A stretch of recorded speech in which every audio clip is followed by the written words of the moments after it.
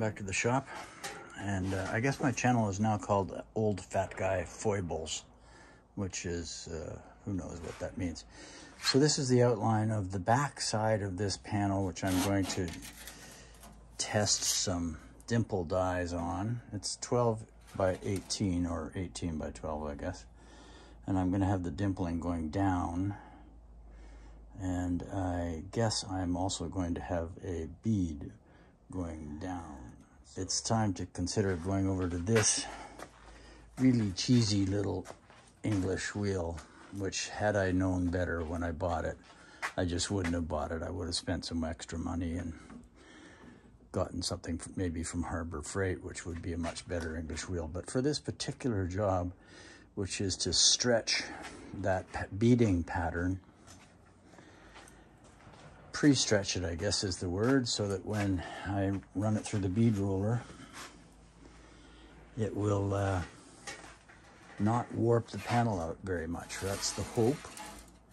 The panel currently is pretty flat. I still haven't figured out the sequence of events to do this properly, so I'll be back. Okay, well, we will do this in real time for a moment, and then we're gonna go to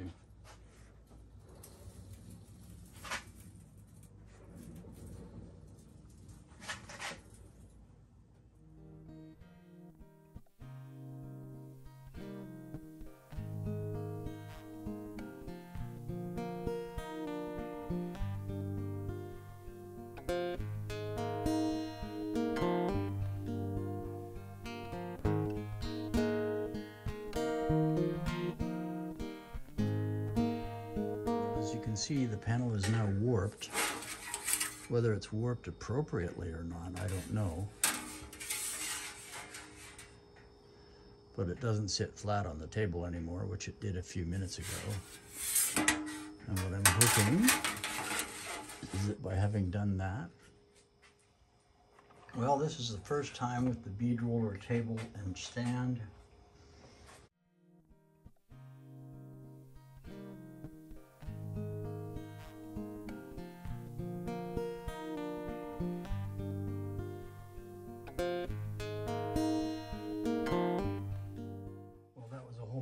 Whole bunch easier than doing it without a table, but as you can see, it's still sort of seriously warped.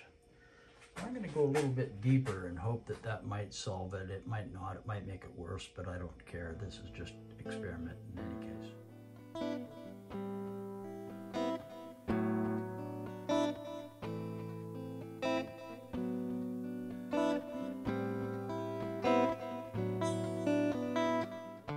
Better. It's still warped, as you can see, but not as badly. I don't want to go any deeper with the beads, and I was thinking about doing an offset for flanging on the edges, but I'm gonna start working with the dimple dies now and see if that'll help.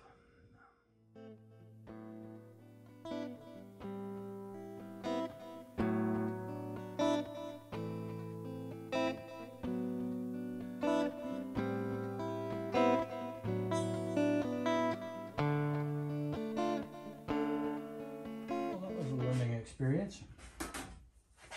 Decided to do the 4 1-inch holes, and so far so good. They didn't split. They seem to be dimpling in the way they're supposed to. No significant issues. So, but I was clumsy with the hydraulic jack. I can see why people go and get the air-powered jack right off the get-go and modify the machine. I think I'll do that next, maybe a few months from now. It doesn't fit. It fits these three,